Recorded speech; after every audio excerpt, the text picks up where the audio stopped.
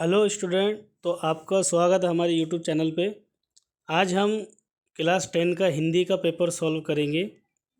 जो first language होती है 80 नंबर का है, कुमार भारती 80 नंबर का पेपर आता है, जो 20 फरवरी 2026 को हुआ है। तो हम इसको सॉल्व करेंगे, देखेंगे पेपर कैसा आया था, इसका जवाब क्या है। तो आइए शुरू करते हैं। यहाँ पैसेज दिया हुआ है और यहाँ पे उसका पहला है। तो लड़के का स्वाभिमान व्यक्त करने वाले वाक्य: बाबूजी, भिखारी नहीं हूँ, मेहनत करके खाना चाहता हूँ। दूसरा है, बिना पॉलिश किए रुपए क्यों लूँ।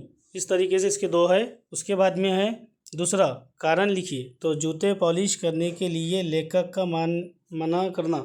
लेखक जूते पॉलिश करके आया था और दूसरे का जवाब है, उसकी बहुनी नहीं हुई थी, उसकी जो बहुनी नहीं हुई थी। उसके बाद में तीसरा है, सहमत लिखने का है। तो शीर्षक प्लस पैराग्राफ में से आप इसका लिख सकते हैं। उसके बाद में है दूसरा, आ। तो आ का ये गद्यांश है, इसको पढ़ना है। उसके बाद में संचाल पूर्ण कीजिए। तो पुस्तक के सेल्फ, मोमबत्ती, मेज़ और तख्तपोश था इसका। तो उसके बाद में पहला है ये दूसरा देखिए। दूसरा है, उत्तर लिखना है एक शब्द में। तो पहले का है, लेखक के साथी ने। दूसरे का है, महात्मा गांधी। तीसरा, लेखक। चौथा है, ऊनी कमीज। उसके बाद में तीसरा, ये आपको सहमत करना है। ऐतिहासिक धरोहर का संवर्धन करने में हमारी भूमिका विषय पर। तो उसका आपको शीर्षक प्लस पैराग्राफ में से आप इसका कर सकते हैं। इसके बाद में है ई में ये गद्यांश है, पैराग्राफ पढ़ना है। उसका पहला है, शहरी जीवन को नारकीय बनाने वाले घटक। तो उसकी है ये, प्रदूषण है, रोगों में असाधारण वृद्धि है, करतोड़ महंगाई है, समुचित। फिर उसके बाद में नीचे है बी में, परिणाम लिखिए। हरे हरे भरे जंगलों का स्थान पर, इसके बारे में लिखना है। खेती के लिए भूमि का अभय हो रहा है। उसके बाद दूसरा है, फिर तीसरे में सहमत लिखना है। फिर पार्ट 2 है, उसका पहला है, उचित मिलान कीजिए। पहले मिलान करना है, मातृभूमि का वंदन।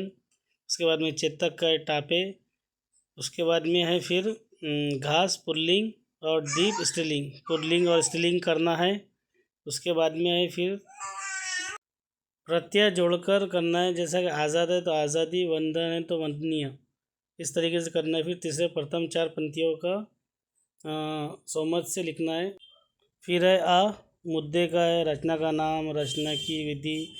फिर आ गया 3, इसमें है गद्यांश, और गद्यांश पढ़ना है। और उसके बाद में संचार पूर्ण कीजिए।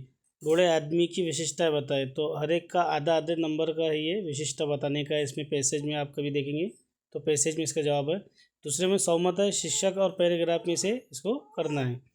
फिर उसके बाद में है आ में भी कवि का बताना है, गुरु शिष्य। आपको देखकर इसमें पैसेज में है, इसके हिसाब से आपने जोड़ के कर लेना। फिर उसके बाद में है दूसरा, इसमें भी सहमत है। इसमें भी आपको 25 से 30 अपने विचार शीर्षक प्लस पैराग्राफ के हिसाब से इसको करना है। फिर उसके बाद में आ गया ग्रामर। एक अव्यय का अर्थपूर्ण वाक्य में प्रयोग कीजिए। उसके बाद में करना है संधि विग्रह, व्यंजन संधि है।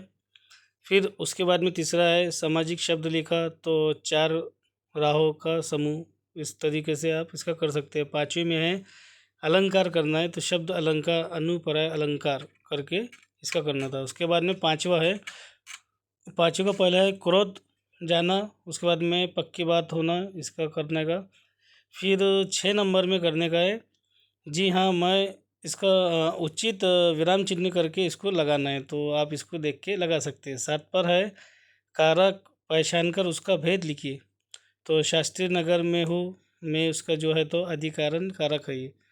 उसके बाद में आपको ये सब एक एक मार्क का है। उसके बाद में 8 नंबर में दिया है, निम्नलिखित वाक्य शुद्ध करके फिर से लिखिए। तो इसको आपको करना है, जैसा कि यहाँ पे, लड़की के पिता ने रघुराज सिंह को कहा। तो इसको हमको शुद्ध करके इसको लिखना है। तो कहा के बदले थे आ जाएगा। फिर उत्तर लिखिए, इसका हमको 9 का है। इसमें लिखना था हमको शॉर्ट था। तो इसके बाद में है फिर 10वां, इसमें सूचना अनुसार काल को परिवर्तन करना है। तो मैं एक चीज़ पर लिखना शुरू करती हूँ, तो इसको भूतकाल करना है तो करती हूँ का कर रही थी, भूतकाल करना है। फिर इसके बाद में पूर्ण वर्तमान करना है इसका। आया के बदले घर पर आया के बदले आया है करके हमको वर्तमान करना है। फिर उसके बाद में है वाक्य भेद पहचानना है 11 में। तो यहाँ पे जो लिखा हुआ है संयुक्त वाक्य, ये आपको देख के कर लेना। फिर उसके बाद में विभाग 5 रचना विभाग, तो इसमें जो लास्ट का जो है 26 मार्क का आता है ये।